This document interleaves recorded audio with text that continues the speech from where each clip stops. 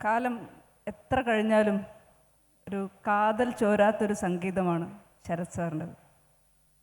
കാലിടറാതെ കലർപ്പില്ലാതെ കഴിഞ്ഞു പോയൊരു സംഗീതത്തിൻ്റെ 35 വർഷങ്ങളുടെ കഥ പറയാനുണ്ട് അദ്ദേഹത്തിന്. അദ്ദേഹത്തിൻ്റെ പാട്ടുകൾ ആർക്കെങ്കിലും അനുകരിക്കാൻ പറ്റുമെന്ന് തോന്നുന്നില്ല. അതുപോലെ അദ്ദേഹം ആരെയെങ്കിലും അനുകരിച്ചതായി നമ്മൾ കണ്ടിട്ടുമില്ല. ഞാൻ ഇത്രയൊക്കെ സീരിയസ് ആയി അദ്ദേഹത്തിനെ പറ്റി പറഞ്ഞാലും അടുത്ത വാചകത്തിൽ ഒരു തമാശ കൊണ്ട് എല്ലാത്തിനെയും മാറ്റിക്കളയുന്ന ഒരു വിദ്യ വശമുള്ളൊരു മനുഷ്യൻ കൂടെയാണ് നമ്മളോടൊപ്പം ഇന്നിരിക്കുന്നത്. പക്ഷേ പറയുമ്പോൾ ഒട്ടും തമാശയല്ലാതെ ഏറ്റവും വൈകാരികമായി അദ്ദേഹം പറയുന്ന ഒരു കാര്യം അമ്മയെക്കുറിച്ചാണ്.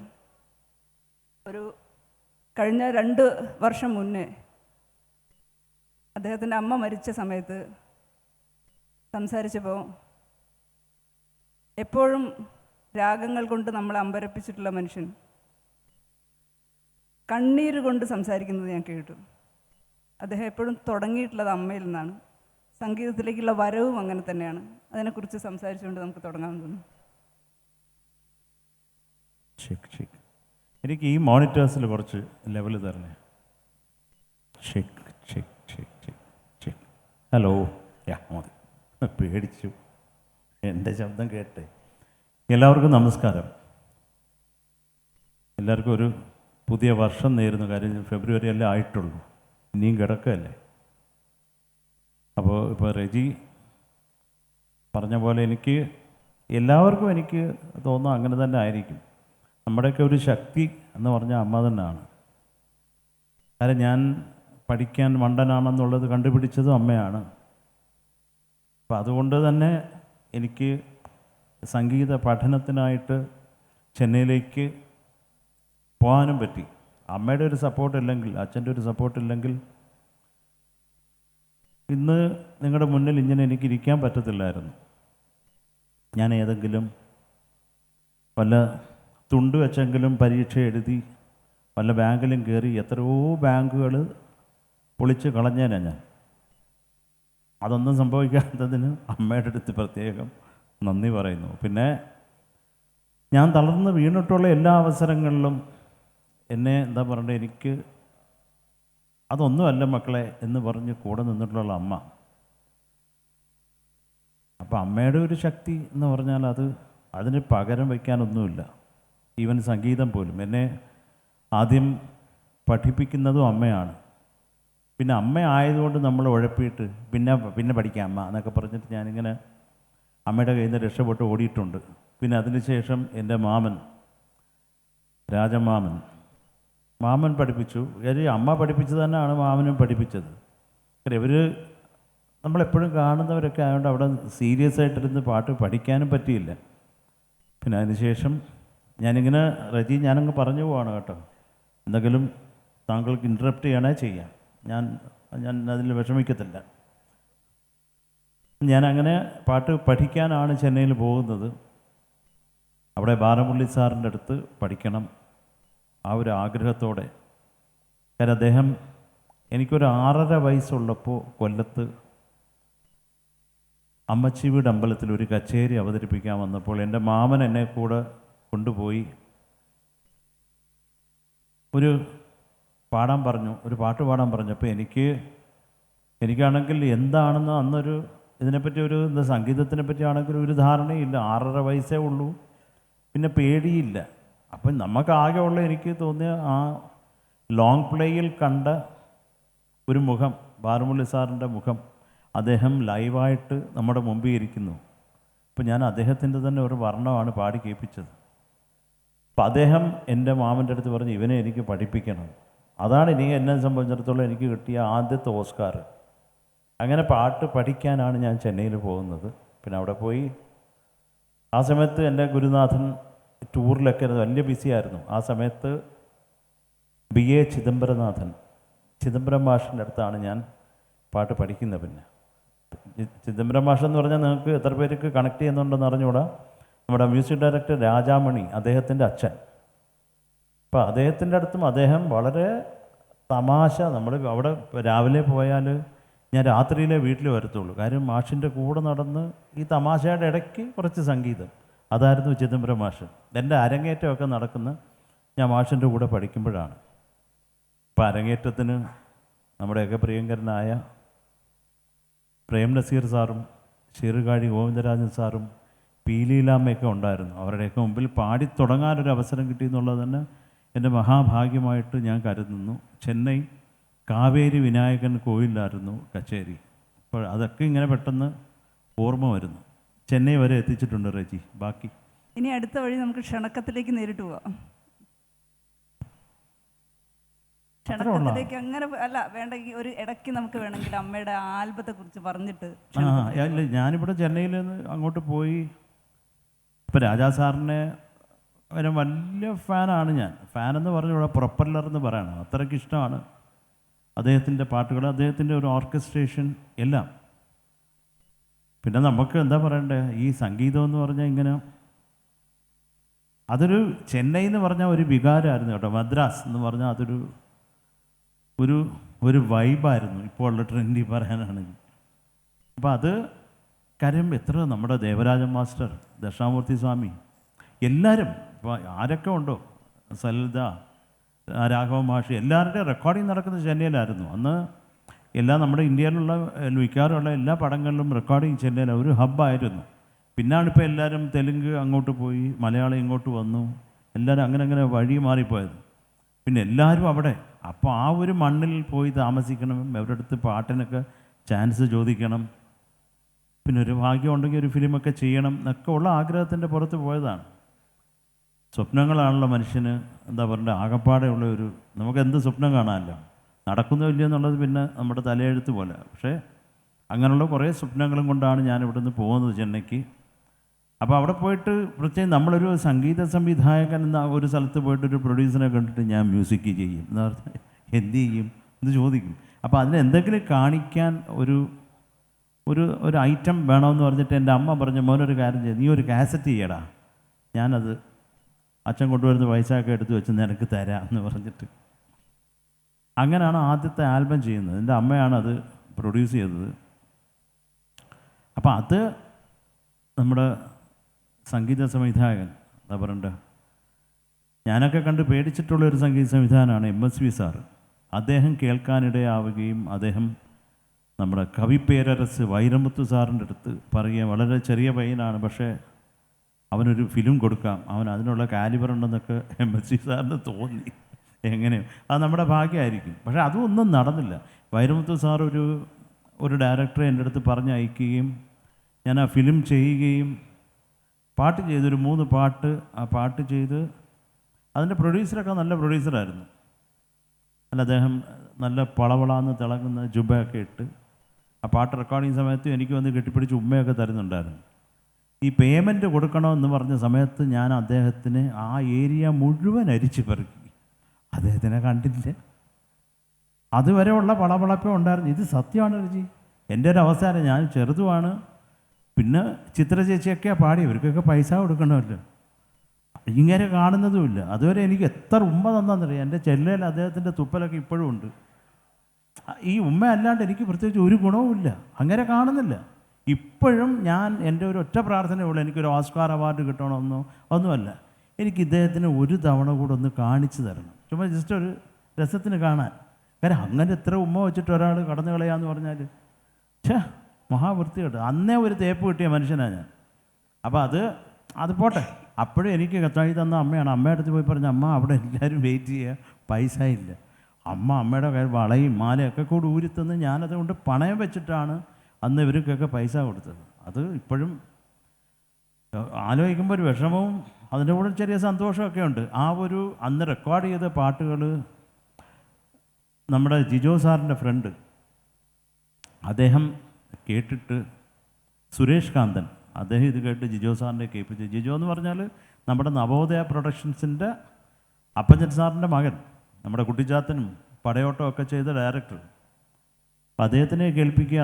അദ്ദേഹത്തിൻ്റെ ഫിലിം ചെയ്യാൻ വേണ്ടി, അദ്ദേഹം പ്രൊഡ്യൂസ് ചെയ്യുന്ന ഫിലിം ചെയ്യാൻ വേണ്ടി എന്നെ വിളിക്കുകയും ഞാൻ ചെന്നൈയിൽ നിന്ന്, അപ്പോഴൊന്നും ഒരു വിശ്വാസം വരുന്നില്ല, നവോദയ പ്രൊഡക്ഷൻസിൻ്റെ ഒരു പടം ആദ്യം എന്നൊക്കെ നമ്മൾ ഞെട്ടി.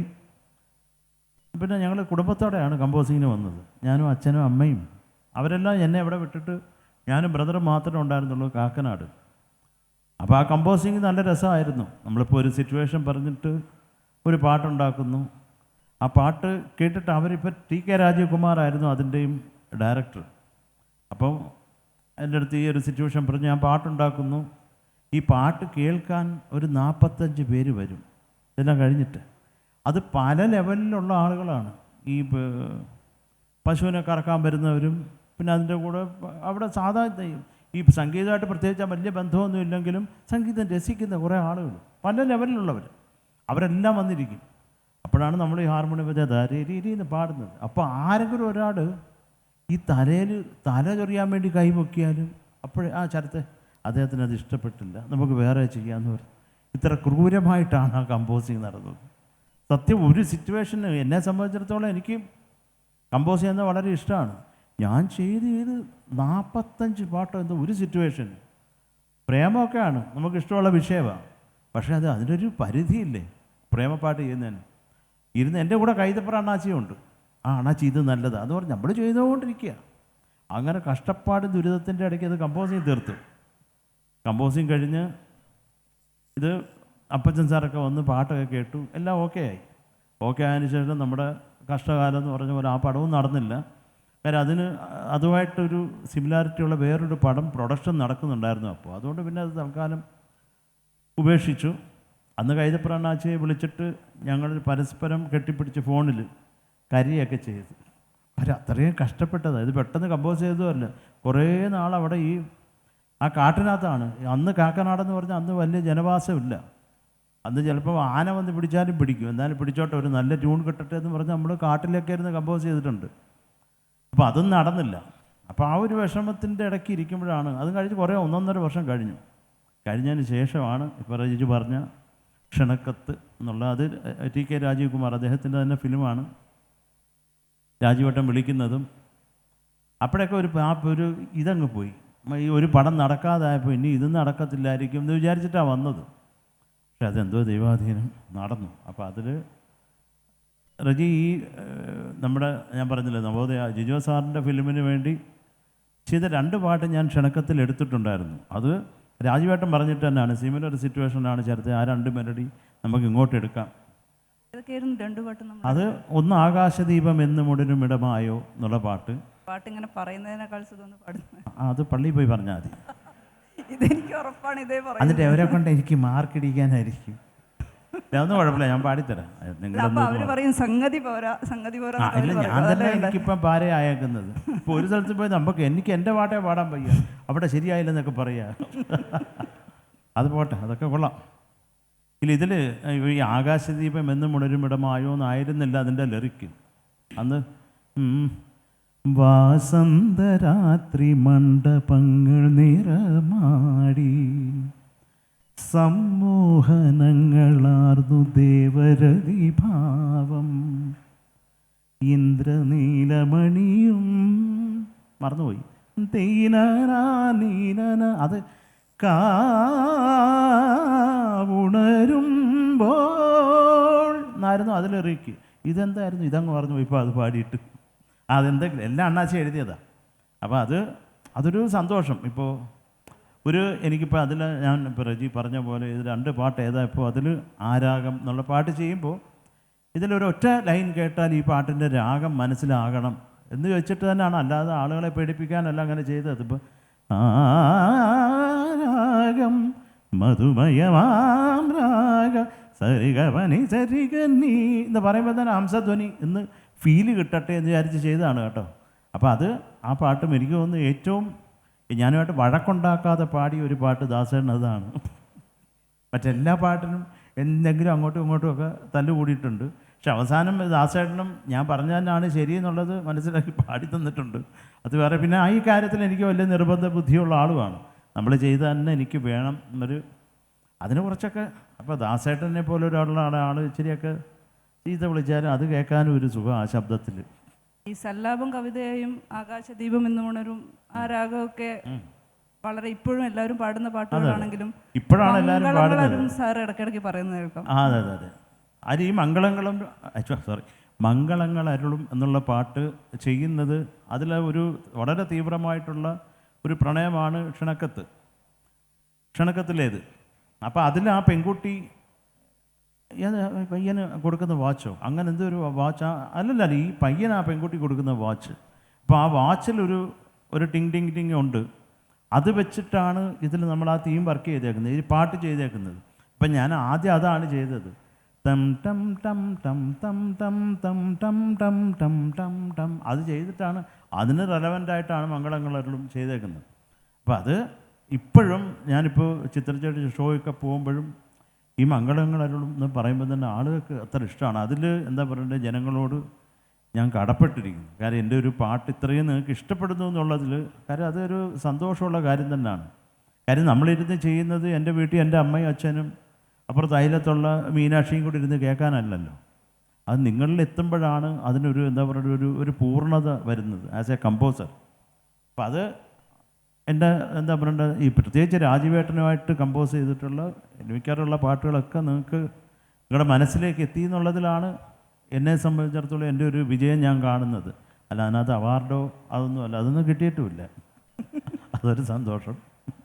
ഈ ആ പാട്ടുകളൊക്കെ ഹിറ്റായെങ്കിലും ഇപ്പം നേരത്തെ പറഞ്ഞതല്ലോ, അതൊക്കെ ഇപ്പോഴാണ് സെലിബ്രേറ്റ് ചെയ്യപ്പെട്ട് തുടങ്ങിയത് കൂടുതലായിരുന്നു. പക്ഷേ ഒറ്റയാൾ പട്ടാളത്തിലെ മായാമഞ്ചലിൽ ആ സമയത്ത് തന്നെ പെട്ടെന്ന് ഹിറ്റാവുകയും ആ പാഠം ഒരുപാട് പേര് കാണുകയൊക്കെ ചെയ്തത്. അതെ അതെ, നമ്മുടെ വേണുചേട്ടൻ ആദ്യമായിട്ട് എനിക്ക് പാടുന്ന പാട്ടുമാണ് ജി വേണുഗോപാൽ. ഡീസൻ്റ് ആയിട്ടുള്ളൊരു പാട്ടുകാരൻ. അത് വേണുചേട്ടൻ്റെ സ്വഭാവം അങ്ങനെയാണ്. കാര്യം ഈ ടി കെ രാജീവ് കുമാർ, നമ്മുടെ പാടുന്ന ശ്രീനിവാസേട്ടൻ, ഇവരൊക്കെ ഒരു എന്താ പറയണ്ട ഒരു ഗ്യാങ് ആയിരുന്നു കോളേജിൽ. രാജീവേട്ടൻ ഒരു കോങ്കോ പ്ലെയർ ആയിരുന്നു അതിൽ. അപ്പോൾ അദ്ദേഹത്തിനൊരു താളജ്ഞാനവും ഉണ്ട്. ഇപ്പം എനിക്ക് കമ്പോസിങ് ഉള്ള ആളുകളെല്ലാം വിളിച്ചു വരുത്തി ഞാനൊരു ഹാർമോണി വെച്ചിട്ടാണ് ചെയ്യുന്നത്. ചിലപ്പോൾ ഞാൻ മാത്രമേ ഉണ്ടാകത്തുള്ളൂ, ചിലപ്പോൾ എൻ്റെ അനിയൻ കാണും. അപ്പോൾ ഋതം ഇങ്ങനെ ആയിരിക്കും രാജുവേട്ടൻ എന്ന് പറഞ്ഞാൽ തന്നെ ഇപ്പോൾ രാജുവേട്ടൻ അത് റിലേറ്റ് ചെയ്യും. മറ്റേ നമ്മൾ ചെയ്ത് കാണിച്ചു കൊടുത്താൽ തന്നെ മനസ്സിലാവത്തില്ല ഡയറക്ടേഴ്സിന്. ഇതിപ്പോൾ അദ്ദേഹത്തിൻ്റെ രാജുവേട്ടൻ ഇത് ഇങ്ങനെ ആയിരിക്കും, ഇത് ഞാൻ എന്നൊരു ബാക്കിങ് ഉദ്ദേശിക്കുന്നതെന്ന് പറഞ്ഞാൽ അദ്ദേഹത്തിന് അത് മനസ്സിലാവും. ചെയ്ത് കാണിച്ചു കൊടുക്കാൻ പറ്റുന്ന ഒരാളായി തുടക്കത്തിൽ ഈ മ്യൂസിക്കിന് പുറകിൽ നിൽക്കുന്ന ആളുകൾക്കൊന്നും ശരത്തേട്ടൻ അങ്ങനെ അല്ല എനിക്കത് എൻ്റെ ഫസ്റ്റ് പടം ഞാൻ ക്ഷണക്കത്ത് ചെയ്യുമ്പോൾ, ക്ഷണക്കത്ത് ഇപ്പോൾ സല്ലാപം, അതൊരു എക്സാമ്പിൾ പറയണമെങ്കിൽ സല്ലാപം കവിതയായി എന്നുള്ള പാട്ടിൻ്റെ സ്ട്രിങ്സ് അറേഞ്ച്മെൻറ്റ് നമ്മുടെ ഔസേപ്പച്ചൻ അണ്ണാച്ചിയൊക്കെ ആയിരുന്നു ഫ്രണ്ട് റോ വയലിനിസ്റ്റുകൾ. അപ്പോൾ ഇവർ മൊത്തത്തിൽ ഇത് ഞാനല്ല ചെയ്തത്, എവിടുന്നോ അടിച്ചു മാറ്റി ആരെയോ വെച്ച് എന്നെ കണ്ടിട്ടൊരു കള്ളലക്ഷണം അന്നുണ്ടായിരുന്നു. അപ്പോൾ അതിപ്പോഴും ഉണ്ട്. അല്ല പക്ഷേ ഞാൻ കക്കാറില്ല കേട്ടോ, സംഗീതം ഞാൻ ഇതുവരെ അങ്ങനെ മോഷ്ടിച്ചിട്ടില്ല. അപ്പോൾ അതിൻ്റെ ഒരു സന്തോഷമുണ്ട്. അപ്പോൾ അത് ഞാനല്ല ചെയ്തതെന്ന് പൊതുവെ മ്യൂസിഷ്യൻസിൻ്റെ ഇടയ്ക്ക് ഒരു സംസാരം ഉണ്ടാവുകയും പിന്നെ അത് ഞാൻ ആ സംശയം നേരവേ തീർത്തു കൊടുത്തു. അപ്പോൾ അതൊരു ശരത്തേട്ടൻ എല്ലാവരും ഈ അണ്ണാച്ചി അണ്ണാച്ചി എന്ന് വിളിക്കും. ശരത്തേട്ടനെയും കുറേ പേര് അങ്ങനെ വിളിക്കുന്നത് സന്തോഷമല്ലേ അത്? അല്ല അത് അണ്ണനും ഹിന്ദിയിലെ ജിയും കൂടെ ചേർത്തിട്ടാണ് അണ്ണാച്ചി എന്നുള്ളത് വന്നതെന്നാണ് എനിക്കറിയാം. അത്ര സ്നേഹവും ബഹുമാനവും കൊണ്ട്. പക്ഷേ നമ്മുടെ നാട്ടുകാർ വിചാരിക്കുന്നത് മറ്റേ അലൂമിനിയം പാത്രം വിൽക്കുന്നവരെ അണ്ണാച്ചികളെന്ന്. അങ്ങനൊന്നും അല്ല കേട്ടാ. നമ്മൾ നേരത്തെ ഈ ക്ഷണക്കത്തിലെ ചില പാട്ടുകളുടെ കാര്യം പറഞ്ഞ പോലെ മംഗളങ്ങൾ അരുളും എന്നതിനേക്കാൾ സെലിബ്രേറ്റ് ചെയ്ത മറ്റു പാട്ടുകളുണ്ട്. ഇപ്പം പ്രണതോസ്മിയാണ് സിന്ദൂര രേഖയിൽ ഏറ്റവും സെലിബ്രേറ്റ് ചെയ്യപ്പെട്ടത്. പക്ഷെ അതിൽ രാവിൽ വീണാനാദം പോലെ അതിമനോഹരമായ പാട്ടുകളും കൂടെ. അതെ, ഈ രാവിൽ വീണാനാദം പോലെ എന്ന് പറയുമ്പോൾ അതിലൊരു അനുരാഗത്തിൻ്റെ പല കളേഴ്സും ഉണ്ടാകണം എന്ന് വിചാരിച്ച് കമ്പോസ് ചെയ്തൊരു പാട്ടാണ്. പിന്നെ അതെനിക്ക് സിബിച്ചേട്ടനോടും ഇതിന് സ്ക്രിപ്റ്റ് എഴുതിയ രഘുനാഥ് പലേരിയോടുമാണ് നന്ദി പറയാനുള്ളത്. കാര്യം ഒരു സിനിമയെ സംബന്ധിച്ചിടത്തോളം അവരാണ് ക്യാപ്റ്റൻ എന്ന് പറയാൻ ഡയറക്ടർ. അപ്പം അദ്ദേഹത്തിന് ഓക്കെ അല്ല എന്ന് പറഞ്ഞാൽ നമ്മൾ വേറെ പാട്ട് ചെയ്യും. ഇപ്പം ഞാൻ ചെയ്തിട്ടുള്ള ഓരോ പാട്ടുകളെടുത്താൽ ഇപ്പം ശ്രീരാഗമോ ആണെങ്കിലും മംഗളങ്ങളരോടും മായാമഞ്ചലിൽ മാലയം ഏത് പാട്ടെടുത്താലും അത് ഈ ഡയറക്ടർ ഇത് വേണ്ട ശരത്തെ എന്ന് പറഞ്ഞാൽ എനിക്കില്ല, ചെയ്യാൻ പറ്റത്തില്ല, ഞാനിതേ ചെയ്യൂ എന്ന് പറഞ്ഞാൽ അങ്ങനെ തന്നെ അങ്ങ് മാറ്റും, അത്രേ ഉള്ളൂ. അപ്പം അങ്ങനെ ഒരു നല്ല പാട്ടുകൾ നിങ്ങളിൽ എത്തിയിട്ടുണ്ടെങ്കിൽ അതിൻ്റെ ക്രെഡിറ്റ് മുഴുവൻ എനിക്കല്ല, അതിൻ്റെ ഡയറക്ടറിനാണ്. സത്യം അവർ സമ്മതിച്ചാലും നമുക്കത് ചെയ്യാൻ പറ്റത്തില്ല. കാര്യം ഇതൊരു സ്വതന്ത്ര ആൽബം അല്ലല്ലോ സിനിമ എന്ന് പറയുന്നത്. അത് ക്യാപ്റ്റൻ, ഫിലിമിൻ്റെ ക്യാപ്റ്റൻ എന്ന് പറഞ്ഞാൽ സത്യം പറഞ്ഞാൽ അതിൻ്റെ ഡയറക്ടറും പിന്നെ പ്രൊഡ്യൂസറും ഒക്കെ തന്നെയാണ്. അപ്പോൾ അത് ഈ രാവിൽ വീണാനാദം എന്ന് പറഞ്ഞാൽ അതങ്ങനെ ഒരു ചെറിയ കോംപ്ലക്സ് ട്യൂണുമാണ്. അപ്പോൾ അത് ഓക്കെ ആക്കി എന്നുള്ളത് എനിക്ക് തന്നെ സംബന്ധിച്ചിടത്തോളം ഞാൻ സിബി ചേട്ടനോടൊക്കെ ഈ ഒരു അവസരത്തിൽ താങ്ക്സ് പറയുന്നത്. ഞങ്ങൾ സിബി മലയിൽ സാറായിട്ടൊരു പുതിയ പ്രോജക്റ്റ് വർക്ക് ചെയ്യുന്നുണ്ട്, അതൊരു ഈ അവസരത്തിൽ ഞാൻ പറഞ്ഞേക്കാം. ഇനി അത് ഇത് കേട്ടിട്ട് വേറെ ആളിനെ വെക്കത്തില്ലല്ലോ. അപ്പോഴും നമുക്ക് പ്രണതോസ്മിയെ പറ്റി പറയാതെ മുന്നോട്ട് പോകാൻ പറ്റില്ല. അതിൻ്റെ ബാക്കി കാര്യങ്ങളും കൂടെ പറഞ്ഞിട്ട് പ്രണതോസ്മി പക്ഷേ നമുക്ക് മാറ്റി വയ്ക്കാൻ പറ്റുന്ന ഒരു പാട്ടല്ല. അതിനെക്കുറിച്ച് ആര് പറഞ്ഞു മാറ്റി വെക്കണം? അതിനെക്കുറിച്ച് പറയും. ഇല്ല, അതിനെപ്പറ്റി പറയാൻ കാര്യം പ്രണതോസ്മി ഗുരുവായൂരേശം എന്നുള്ള പാട്ടിൻ്റെ ക്രെഡിറ്റ് എൻ്റെ പ്രിയപ്പെട്ട അണ്ണാച്ചി കൈതപ്പുറത്തിന് തന്നെയാണ്. കാര്യം ആ ഒരു വരികളല്ലെങ്കിൽ എനിക്ക് ആ പാട്ട് ആലോചിക്കാൻ പോലും പറ്റുന്നില്ല. അത് ട്യൂണിട്ടിട്ട് എഴുതിയാണ് കേട്ടോ.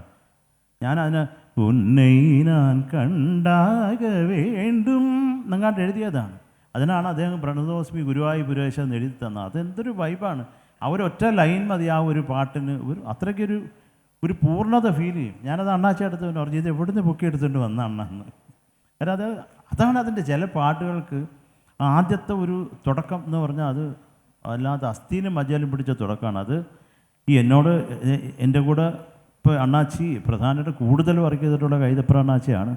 പിന്നെ നമ്മുടെയൊക്കെ പ്രിയങ്കരനായ ONV സാറ്, പിന്നെ ഗിരീഷ് പുത്തഞ്ചേരി അണ്ണാച്ചി, അത് കുറേ പാട്ടുകൾ ചെയ്തിട്ടുണ്ട് ഞങ്ങൾ. അത് അണ്ണാച്ചിയായിട്ടുള്ള ബന്ധമെന്ന് പറഞ്ഞാൽ നമ്മൾ അടിയൊക്കെ കൂടിയിട്ടുണ്ടെങ്കിലും വല്ലാത്ത സ്നേഹബന്ധമാണ് ഗിരീഷ് ശരത്തേട്ടൻ്റെ ഒരു പൊതു രീതി അടി കൂടുതലും സ്നേഹിക്കലാണ് തോന്നുന്നില്ലേ? റിസപ്ഷനിൽ കണ്ടാൽ പറയും. ഇല്ല, അത് വളരെ പോസിറ്റീവായിട്ടാണ്. ചുമ്മാ ഇങ്ങോട്ട് വരുമ്പോൾ കത്തിയെടുത്ത് കുത്തുകയല്ല, അതല്ല.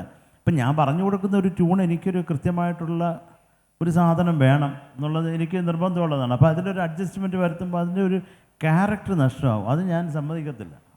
അപ്പോൾ ഈ നമ്മളിപ്പോൾ ഒരു എക്സാമ്പിൾ പറയണമെങ്കിൽ നമ്മുടെ തച്ചോളി വർഗീസ് ശേഖർ പെൺകിടാവിൻ നെഞ്ചിലാകെ തിമിർതകത്തോം എന്ന് ഞാൻ എഴുതി. പെൺകിടാവിൻ നെഞ്ചിലാകെ തിമിർതകത്തോം. വലിയ കുഴപ്പമൊന്നുമില്ല. കാര്യം അമ്മ തന്ന മലയാളമുണ്ട്. അപ്പം എന്നിട്ട് ഗിരീഷ് അണ്ണാച്ചി എഴുതിയിട്ട് എൻ്റെ അടുത്ത് പറഞ്ഞു, എടാ നിൻ്റെ ആ പെൺകിടാവിനെ ഞാനിന്ന് കൊന്നിട്ടുണ്ട് കേട്ടോ, സൂര്യനാളം പൊൻവിളക്കായി തിമിർതകത്തോം. അത് വളരെ മനോഹരമാണ്. അപ്പോൾ അങ്ങനെ വരുമ്പോൾ സൂര്യനാളത്തിന് വേറെ എന്തെങ്കിലും എഴുതിയാൽ ഞാൻ കുറച്ച് അടിയുണ്ടാക്കും. അത് മിക്കവാറും അങ്ങനെ അടി ഉണ്ടാക്കേണ്ടി വന്നിട്ടില്ല. ചെറിയ തോതിൽ നമ്മുടെ ഗിരീഷ് അണ്ണാച്ചിയായിട്ട് വന്ന ഭാവയാമി എന്നുള്ള പാട്ടിനാണ്.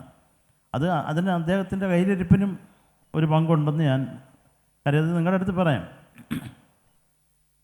അത് കമ്പോസ് ചെയ്തിട്ട് അണ്ണാച്ചിക്ക് അയച്ചു കൊടുത്ത് അതിടാൻ പല്ലവി ആയിടാ മോനെ എന്ന് പറഞ്ഞു. അപ്പം ഞാൻ ഏതോ ഒരു ഷൂട്ടിന് കൊച്ചിയിലുണ്ട്.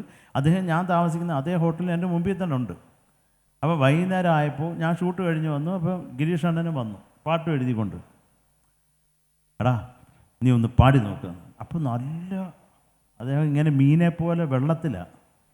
അപ്പോൾ എനിക്കാണെങ്കിൽ അതൊരു ഈ ബോധമില്ലാതിരിക്കുന്ന ഒരാളുടെ മുമ്പിൽ ഇരുന്നിട്ട് പാടുന്ന എനിക്കൊരു താല്പര്യമില്ലാത്ത കാര്യമാണ്. അപ്പോൾ എനിക്കത് അണ്ണൻ്റെ അടുത്ത് പറയാനും വയ്യ. അപ്പോൾ ഞാൻ പറഞ്ഞു, അണ്ണാച്ചി ഒരു കാര്യം ചെയ്യും, അണ്ണാച്ചി ഒന്ന് റെസ്റ്റ് എടുക്കുക, ഞാനൊന്ന് കുളിച്ചിട്ട് ഇതെങ്ങനെ ഉണ്ടെന്നൊക്കെ ഒന്ന് നോക്കിയിട്ട് നമുക്ക് രാവിലെ ഇരിക്കാമെന്ന് പറഞ്ഞു. അപ്പം ഞാനത് പറഞ്ഞ അദ്ദേഹത്തിന് വലിയ ദേഷ്യമായി. എടാ മോനെ ശരത്തെ, നീ എത്ര പടം ചെയ്തിട്ടുണ്ട്? ഞാൻ പറഞ്ഞു 1. എടാ ഞാൻ 340 പടം ചെയ്തടാ. ഗിരീഷ് പുത്തഞ്ചേരിയുടെ വരി നോക്കാൻ നീ വളർന്നു. ഞാൻ പറഞ്ഞു അങ്ങനെയൊന്നും വളർന്നിട്ടില്ല, 5 അടി 3 ഇഞ്ചേ ഉള്ളൂ. അണ്ണാച്ചി ഇപ്പോൾ പോയത് പറഞ്ഞ് അങ്ങേർക്ക് ദേഷ്യമായി. ആ കൊണ്ടുവന്ന ലിറിക്കും പേപ്പറും പാഡും എല്ലാം കൂടെ എടുത്ത് എൻ്റെ മുഖത്ത് വലിച്ചെറിഞ്ഞിട്ട് നിൻ്റെ പാട്ടും വേണ്ട ഒരു തേങ്ങയും വേണ്ടടാ എന്നിട്ട് പോയി. അപ്പോൾ നമ്മുടെ കൂടുതൽ ആളുകളൊക്കെ വിഷമിച്ചത് എന്തോന്നിങ്ങനെ അടി വെച്ച് പിരിഞ്ഞ്. ഞാൻ വെച്ച് പോട്ടെ, എന്നാൽ ആ പല്ലവി വായിച്ചിട്ട് അസാധ്യമായിട്ടുണ്ട്. പക്ഷേ കയ്യിലിരിപ്പ് ഇങ്ങനെയാണ്. ആ ശരി പോട്ടെ, അണ്ണനും പോട്ടെന്ന് ചോദിച്ചു. അടുത്ത ദിവസം രാവിലെ ഒരു 7 മണിക്ക് ഒരു ബെല്ലടി. അപ്പം ഞാൻ പോയി തുറന്നപ്പോൾ ഗിരീഷ് അണ്ണനാണ്. എന്നിട്ട് ഇപ്പോൾ ഒക്കെ ആണോടാ പാടാവോ? ദൈവാധീനം അദ്ദേഹം പല്ല് തേച്ചിട്ടാണ് വന്നത്. ഇല്ലെങ്കിൽ എൻ്റെ ബോധം പോയേനെ. അസാധ്യം ഒരാൾ, അത് പറയേണ്ട കാര്യമില്ല. അദ്ദേഹം പേന എടുത്തിട്ടുണ്ടെങ്കിൽ ഒരു നിവർത്തിയില്ല. പിന്നെ ഇത് മാത്രം ഈ H2O സേവ മാത്രമേ ഉള്ളൂ ഒരു പ്രോബ്ലമായിട്ട് എനിക്ക് ഫീൽ ചെയ്തിട്ടുള്ളത്. അത് അസാധ്യം. ഭാവയാമി എന്നുള്ള പാട്ട് എനിക്കൊന്ന് അദ്ദേഹത്തിന് എഴുതാൻ പറ്റത്തുള്ളൂ. ഇത് പിന്നെ ഒരു കോമഡിയും കൂടെ പറയാം. അപ്പോൾ ഇതിൻ്റെ ബാക്കി ലിറിക്കുണ്ട്, അത് എഴുതണം. മോനെ ബാക്കി ഞാൻ അവിടെ ചെന്നിട്ട് നിനക്ക് അയച്ചു തരാം, കൊറിയർ ചെയ്യാമെന്ന് പറഞ്ഞു. ഓക്കെ ശരി എന്നാൽ ഞാൻ പറഞ്ഞു പെട്ടെന്ന് ചെയ്യാൻ അവർ ഷൂട്ടിങ്ങിലാണ്. അപ്പോൾ എനിക്കൊരു കൊറിയർ വന്നു, ഒരു തലയാണ പോലെ അത്രയും വലുത്. ഞാൻ അത് വെച്ചായിരുന്നു കുറച്ച് നാൾ കടന്ന് ഉറങ്ങിയത്. അത്രയ്ക്ക് പേപ്പറുകളുണ്ടത്. അപ്പോൾ അത് എടുത്തു നോക്കിയപ്പോൾ ഈ ഭാവയാമി എന്നുള്ള പല്ലവി മാത്രമേ ഉള്ളൂ.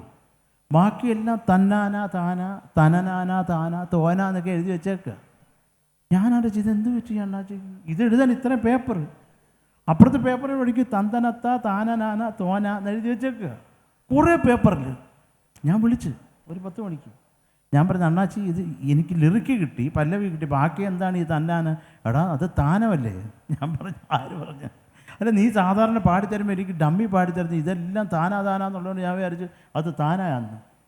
ഞാൻ പറഞ്ഞു അണ്ണാ അത് താനല്ല, എനിക്ക് കുറേ ലിറിക്ക് വേണ്ട ഏരിയയാണ്.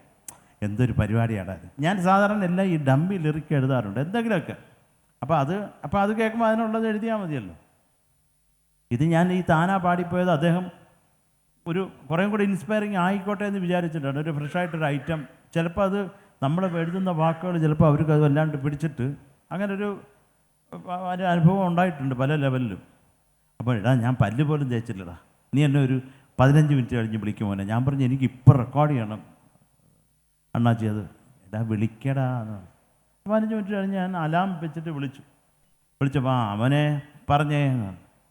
അപ്പോൾ ഞാൻ പറഞ്ഞു അണ്ണാച്ചി അത് ആദ്യത്തേത് അല്ല, നിൻ്റെ ട്യൂൺ ഇപ്പോൾ കേൾക്കാൻ പറ്റത്തില്ലടാ, നീ ഒന്ന് പാട്.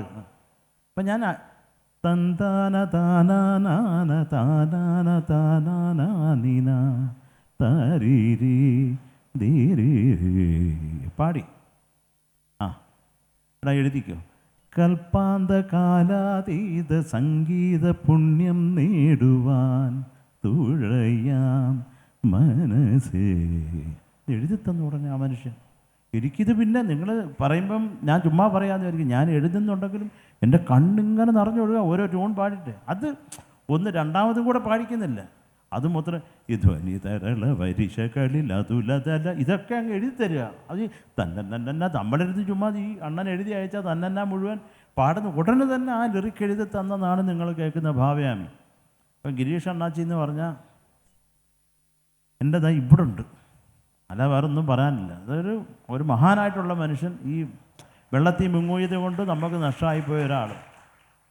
കാര്യം ഇത് എനിക്കൊരു ആദ്യമായിട്ട് ഫിലിം ഫെയർ അവാർഡ് കിട്ടുമ്പോൾ അതിൻ്റെ ചടങ്ങിൽ ഗിരീഷ് അണ്ണനും ഉണ്ട്. അപ്പോൾ അവർക്ക് ഇത് കഴിഞ്ഞിട്ടൊരു പാർട്ടി എന്ന് പറഞ്ഞിട്ട് അവസാനം ഒരു പാർട്ടി DJ ഒക്കെ വെച്ചിട്ട്, എനിക്കാണെങ്കിൽ ഇങ്ങനെയുള്ള ഒരു സ്ഥലത്തും പോയി ഒരു ശീലമേ ഇല്ലാത്ത ഒരാളാണ്. അപ്പോൾ ഒരു ചേഞ്ചിന് ഒരു പാർട്ടിക്കൊക്കെ പോകാമെന്ന് പറഞ്ഞിട്ട് ഞാനും പോയി. അപ്പോൾ അവിടെ പോയപ്പോൾ ഇത് കുറേ കുത്തും, കുറേ സ്ത്രീകളുണ്ട്. ആരൊക്കെ തുണിയുണ്ടോയെന്നൊന്നും വലിയ നിശ്ചയമില്ല. അപ്പോൾ അതിൻ്റെ ഇടയ്ക്ക് ഗിരീഷ് അണ്ണനും ഉണ്ട് ഫുൾ വെള്ളത്തിൽ. അപ്പം ഞാൻ പറഞ്ഞ അണ്ണാച്ചി എന്തൊരു പരിപാടി, എടാ ഇതൊക്കെ ഒരു സുഖമല്ലേ. ഞാൻ പറഞ്ഞു ഈ ബോധമില്ലാത്ത അവസ്ഥയല്ലോ ഇത്, നിങ്ങൾക്കാണോ ഈ സ്ത്രീകൾ കാണാൻ ബോധമില്ലാത്തതെന്ന് അറിഞ്ഞോട്ടെ. അത് കാര്യം അവരെല്ലാം അങ്ങനെ ഒരു പാർട്ടി എന്ന് പറയുമ്പോൾ അറിയാമല്ലോ, നല്ല സാരിയൊക്കെ കൊടുത്ത് ഉഷാവുതിപ്പ് വരുന്നതാണൊന്നും ആരും വരത്തില്ല, ദീദി വരുന്നതാണോ വലിയ പൊട്ടുപൊട്ട് പാർട്ടിക്ക്. അപ്പം ഇതൊക്കെയാണല്ലേ പാർട്ടി എന്ന് പറഞ്ഞ് അടുത്ത ദിവസം ഇറങ്ങി വന്നു. ഞാൻ പറഞ്ഞ് എൻ്റെ ഗിരീഷ് അണ്ണാച്ചി നിങ്ങൾ ബോധമില്ലാതെ അവിടെ കിടന്ന് കറങ്ങി, സ്വബോധത്തോടെ ഒരുത്തൻ ഞാനുണ്ടായിരുന്നു അവിടെ. എൻ്റെ അവസ്ഥ വലിയ കഷ്ടമായിരുന്നു. എന്നെ കെട്ടിപ്പിടിച്ച് കുറേ ചിരിച്ച്, എന്തിനാന്ന് അറിഞ്ഞൂടാ. പക്ഷെ എങ്കിലും അതേമായിട്ട് ഈ അവസാന കാലത്തിലുമൊക്കെ കുറേ പാട്ടുകൾ അത് റിലീസായിട്ടുണ്ടെങ്കിൽ നിങ്ങളാരും കേൾക്കാൻ ചാൻസ് ഇല്ല. പക്ഷേ ഇതൊക്കെ അദ്ദേഹം പെട്ടെന്ന് എഴുതി തന്നിട്ടുള്ള പാട്ടുകളാണ്. ഒന്നും ടൈം എടുത്തിട്ട് അങ്ങനെ നമ്മളെ ഇട്ട് കൊന്നു. ഒന്നാമത് അദ്ദേഹം മനോഹരമായിട്ട് പാടും, അസാധ്യമായിട്ട് പാടും ഗിരീഷ് അണ്ണാച്ചി. അപ്പോൾ അത് അദ്ദേഹത്തിൻ്റെ പാടിത്തരം എപ്പോഴും പറയടാ നീ പാടുമ്പോൾ കുറച്ച് നല്ലത്ര എങ്കിലേ ആ ഡയറക്ടറിനൊക്കെ മനസ്സിലാവും, നീ പാടി ഫലിപ്പിക്കാൻ. അങ്ങനെ എത്ര പാട്ടുകൾ. ഇതൊക്കെ എൻ്റെ മനസ്സിലിങ്ങനെ എന്താ പറയണ്ടേ, ഒരു വേദന ഉണ്ടെങ്കിലും ഞങ്ങൾ വർക്ക് ചെയ്ത ആ നിമിഷങ്ങളും ഗോൾഡൻ മൊമെൻറ്റ്സ് ആണ്, ഒരിക്കലും എൻ്റെ മനസ്സിൽ നിന്ന് പോകത്തില്ല. ഇതിൽ നിന്ന് തീർത്തും വ്യത്യസ്തനായിട്ടുള്ള ഒരാളാണ് ONV സാർ. വാലിന്മേൽ പൂവും വാലിട്ടെഴുതിയ വേൽമുനക്കണ്ണുമായി വന്ന വേശുക്കിളിമകളെ എന്നൊക്കെ എഴുതുന്നു. ആ സിനിമയിലെ ശ്രീരാഗമായാലും താളമയഞ്ഞു, ഇത് തന്നെ പറയാം. നമ്മുടെ അണ്ണാച്ചി പാടിയ സുന്ദരമായ ലിറിക്സും MG അണ്ണാച്ചി പാടിയ പാട്ടാണ് ഇപ്പോൾ റജി പറഞ്ഞ വാലിന്മേൽ പൂവും. അപ്പോൾ അദ്ദേഹം ONV സാർ എന്ന് പറഞ്ഞാൽ എൻ്റെ അച്ഛൻ്റെ സീനിയറായിട്ട് പഠിച്ച ആളാണ്. എനിക്കൊന്നാമത് പേടിയുക ഈ കോളേജിൽ പഠിപ്പിക്കുന്ന സാറന്മാർ. എൻ്റെ അമ്മ ടീച്ചറായിരുന്നു. കാര്യം ഞാനൊരു ഒട്ടും പഠിക്കാത്ത ഒരാളായതുകൊണ്ട് എനിക്ക് ഇവരെയൊക്കെ പേടിയാണ്. എൻ്റെ അമ്മയെ വരെ പേടിയാണ്. കാര്യം അമ്മ ടീച്ചറായിരുന്നു. അപ്പോൾ എനിക്ക് എൻ്റെ അമ്മയുടെ കൂടെ പഠിച്ചവരായിരുന്നു എൻ്റെ ടീച്ചർമാർ. അവൻ അമ്മിണിയുടെ മോൻ, പക്ഷെ നല്ല പയ്യനായിരുന്നു ഞാൻ. ഇപ്പോൾ ഉള്ള പോലെ അലക്കുലത്ത് സ്വഭാവമൊന്നുമില്ല. അത് പഠിക്കുന്ന കാലത്ത് പഠിക്കാൻ ഒരു വലിയ കാര്യമല്ലായിരുന്നു. പക്ഷേ എനിക്ക് കണക്കും ഹിന്ദിയും എന്ത് ചെയ്താലും എനിക്ക് എൻ്റെ തലയിൽ കയറത്തില്ല, അറിഞ്ഞുകൂടാ. 2+3 എന്ന് പറഞ്ഞാൽ ഞാൻ അടുത്തിരിക്കുന്ന സുരേഖയുടെ കൈയും കൂടെ പിടിച്ചെണ്ണം പണ്ടുത്തിരി. പിന്നെ അതങ്ങ് ശീലമായി. ഹിന്ദിയിൽ നിന്ന് എഴുതാൻ അറിഞ്ഞൂടാ എനിക്ക്. ഇല്ല, ഈ ഇത് സത്യമാണ് പറയുന്നത്. ഹിന്ദിയിൽ നിന്ന് എഴുതാൻ അറിഞ്ഞില്ല. ഹിന്ദി അന്നത്തെ ക്വസ്റ്റ്യൻ പേപ്പർ മഹാവൃത്തിയോടായിരുന്നു പ്രിൻറ്റിങ്. അത് കണ്ടുപിടിക്കാൻ തന്നെ വലിയ പാടാണ്. അപ്പോൾ എനിക്കൊന്നും ഹിന്ദി അറിഞ്ഞുകൂടാത്ത സ്ഥിതിക്ക് എൻ്റെ കയ്യക്ഷരം നല്ലതായിരുന്നു. അപ്പോൾ അത് ഞാൻ കുത്തിയിരുന്ന് എഴുതി. അത് വൃത്തിയായിട്ട് 1.5 മണിക്കൂറെടുത്ത് ക്വസ്റ്റ്യൻ പേപ്പർ പകർത്തി. അവസാനം എൻ്റെ വക ഒരു പൂവും വരച്ചു വെച്ചു. അല്ല, ഇത് നോക്കുന്ന ആൾക്കൊരു വികാരം വരണമല്ലോ എന്ന് വിചാരിച്ച് ഒരു പൂ. അപ്പോൾ പക്ഷേ അത് അല്ല, നിങ്ങളിപ്പോൾ ചിരിക്കുന്നു, പക്ഷേ ആ പൂവ് വർക്കൗട്ടായി. അതേ എനിക്ക് 100-ൽ 21 മാർക്ക് ഇട്ടെന്ന് എന്നെ ജയിപ്പിച്ച്. ഹിന്ദി ക്വസ്റ്റ്യൻ പേപ്പറെ കുറച്ച് വെച്ചിട്ട് ജയിച്ച ഒരേ ഒരാൾ ഞാൻ മാത്രമാണ്. പക്ഷെ ആർക്കും അറിഞ്ഞൂടാ. കാര്യം എൻ്റെ അവസ്ഥ അദ്ദേഹത്തിന് മനസ്സിലായിട്ടുണ്ട്. കാര്യം ഒന്നിനും ഉത്തരവില്ല. ചോദ്യം അതിമനോഹരമായിട്ട് എഴുതി ഒരു പൂവും. അത് പൂവുണ്ട് ഞാൻ ജയിച്ചു. ഇതുപോലെ വല്ല സല്ലാപവും ജീവിതത്തിൽ കവിത ആയിട്ടുണ്ടോ? പിന്നെ പലതും സല്ലാപമൊക്കെ കവിതയായി പിന്നെ ഒരു ശീലമായത്. ONV സാറിലേക്ക് തന്നെ ശ്രീരാഗമോ? അയ്യോ, അത് ONV സാറിനെ കുറിച്ച് പറയുമ്പോൾ അദ്ദേഹം ഇപ്പോൾ വാൽമേൽ പൂ തന്നെ അദ്ദേഹം എഴുതിയിട്ട് നമുക്കത് പാടുമ്പോൾ കിട്ടുന്നൊരു വൈബ് വേറെയാണ്. ഇപ്പോൾ ONV സാർ എഴുതിയിട്ട് ചില വാക്കുകൾ നമുക്ക് സെറ്റാവുന്നില്ല. ഞാൻ ഒരിക്കലും സാറിൻ്റെ അടുത്ത് പോയി സാർ ഇതൊന്ന് മാറ്റാമെന്ന് നമുക്ക് ചോദിക്കാനുള്ള ധൈര്യമില്ല. അപ്പം നമ്മൾ ചെയ്യുന്ന ONV സാറിൻ്റെ മുമ്പിൽ അത് മാക്സിമം ഇച്ചിരി ബോറായിട്ട് തന്നെ ഇരുന്ന് പാടും. അപ്പോൾ സാറ് തന്നെ ശരത്തെ മറ്റേ വരി മാറ്റി ഇതാക്കിക്കോ വാക്കെന്ന് സാറ് തന്നെ പറയും. ഓ, ആശ്വാസമായി. ഇല്ലെങ്കിൽ നമ്മൾ പറയത്തില്ല. ഇപ്പം തന്നെ ഈ പാലിന്മേൽ പൂവും പാട്ട് വേശുക്കിളി മകളേന്ന്. അപ്പോൾ ഇതൊക്കെ കഴിഞ്ഞു. അത് ഉഗ്രം അസാധ്യം. ഞാൻ നമ്മുടെ രാജുവേട്ടൻ്റെ അടുത്ത്, രാജുവേട്ടൻ ഈ വേശുക്കിളി മകൾ എന്താണ്? അതിലേക്ക് ഒരു കിളി. കാര്യം അദ്ദേഹത്തിൻ്റെ അടുത്ത് ചോദിക്കാനുള്ള ഒരു വല്ലാത്ത അവസ്ഥ. പോയി ചോദിക്കാൻ പറ്റില്ല. അതിനെന്ത് ചുമ്മാ അർത്ഥമില്ലാതെ അദ്ദേഹം എഴുതത്തില്ലല്ലോ. അദ്ദേഹം ഇവനൊക്കെ ഇത്രേ വിവരം ഉള്ളൂ എന്ന് അദ്ദേഹം ധരിച്ചാലോ എന്നുള്ള പേടിയുണ്ട്. സാറേ, ആ വേശുക്കിളിമോട് നല്ല സുഖമാണ്. പിന്നെ ശ്രീരാഗം പറയേണ്ട കാര്യമില്ല. അത് ആ പാട്ടിന് അതൊരു ഏറ്റവും പ്ലസ് എന്ന് പറഞ്ഞാൽ ONV സാറിൻ്റെ ലിറിക്സ്, പിന്നെ ദാസേട്ടൻ്റെ ആലാപനം, പിന്നെ നമ്മുടെ പറയണ്ട മോഹൻലാൽ അണ്ണാച്ചി ശോഭനയും അലക്കി തീർത്തേക്കുക, പിന്നെ രാജുവേട്ടൻ. പാട്ടിനെ പറ്റി പറഞ്ഞ് അങ്ങനെ നിർത്താൻ പറ്റില്ല. ഇടയ്ക്കുള്ള സ്വരങ്ങളൊന്നും പാടാതെ നമുക്ക് വിടാനും നന്നത്. അല്ല, സ്വരങ്ങൾ ഇത് ദാസേട്ടൻ കണ്ടിട്ട് എന്നെ വിളിച്ച് ദാസേട്ടനെ പറഞ്ഞു, എടാ മോനെ, നീ എന്നെ കൊന്ന് പാടിച്ച സ്വരങ്ങളല്ലേ അവർ പച്ചക്കറി അരിയാടാ എന്ന് പറഞ്ഞു ആ പാട്ട് കണ്ടിട്ട്. പക്ഷേ അതാണ് അതിൻ്റെ ഒരു ഹൈലൈറ്റ്. അല്ല, ഇപ്പോൾ ലാൽ സാർ ഇരുന്ന് സ്വരം പാടുന്ന ഒരു സ്റ്റേജ് കാണിച്ചാലൊക്കെ അത് അലമ്പായിപ്പോയനെ. പക്ഷേ അത് വളരെ കൃത്യമായിട്ട് അതിൽ ലളിത ചേച്ചിയാണെങ്കിലും എല്ലാ ഇന്നസെൻ്റ് ചേട്ടനും എല്ലാവരും അത് ഒരു ബ്യൂട്ടിഫുള്ളായിരുന്നു. ഇടയിൽ തിലകൻ ചേട്ടനും ശ്രീവിദ്യ അമ്മയും ബ്യൂട്ടിഫുള്ളായിട്ട് പിക്ചർ ചെയ്തേക്കുന്നത്. പിന്നെ അത്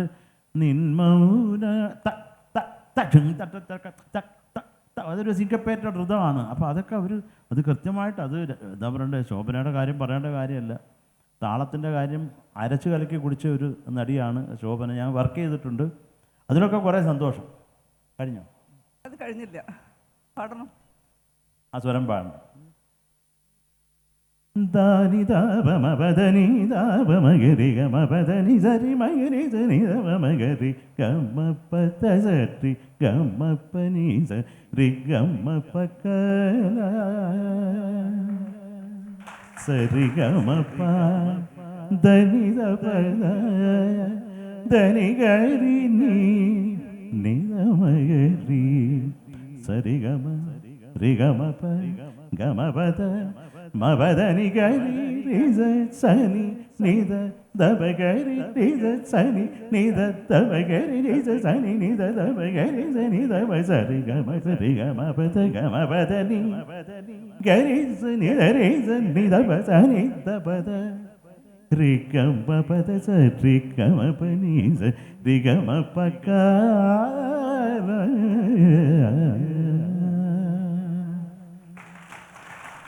ഞാൻ ആദ്യം വിചാരിച്ച് നിർത്താൻ ആ കൈയടിച്ചത് സന്തോഷിച്ച്. പിന്നെ ഞാൻ ഒരു ഫ്ലോയിലിരുന്നോണ്ട് അങ്ങ് പാടിയതാണ്. ഇതുപോലെ തലയൊക്കെ ആയിട്ട് ആട്ടി വേണുചേട്ടൻ സിനിമയിൽ, നമ്മുടെ സിനിമയുടെ പേരെന്തായിരുന്നു? സിനിമയുടെ പേരെനിക്ക് കിട്ടുന്നില്ല. പക്ഷെ ദേവസഭാതലം എന്ന പാട്ടിനിടയ്ക്ക് അദ്ദേഹം പാടുന്നത് അത് ശരത്തേട്ടൻ പാടിയതാണെന്ന് പലർക്കും അറിയില്ല. അല്ല, എനിക്കറിയാം. അതുപോലെ അല്ല, അതിൻ്റെ കഥാപാത്രം എന്ന് പറഞ്ഞാൽ രജി, നമ്മുടെ ലാൽ സാറും, അതാണ് കേക്ക്, ലാൽ സാറും നമ്മുടെ കൈതപ്പുറ അണ്ണാച്ചുകാരും എൻ്റെ മുടിയൊക്കെ ഇഞ്ഞിട്ട് ഭയങ്കര വിദ്വാൻ. ഇപ്പം രാജാവുണ്ട് നെടുമുടി വേണിച്ചേട്ടൻ. അതിന് പാടണമെങ്കിൽ ഒരു രാജഗംഭീരമായിട്ടുള്ള ഒരാളിനെ തന്നെ കിട്ടണം. രവീന്ദ്രൻ മാസ്റ്റർ വലയിട്ട് തേടി, പിന്നെ എന്നെ കിട്ടിയുള്ളൂ.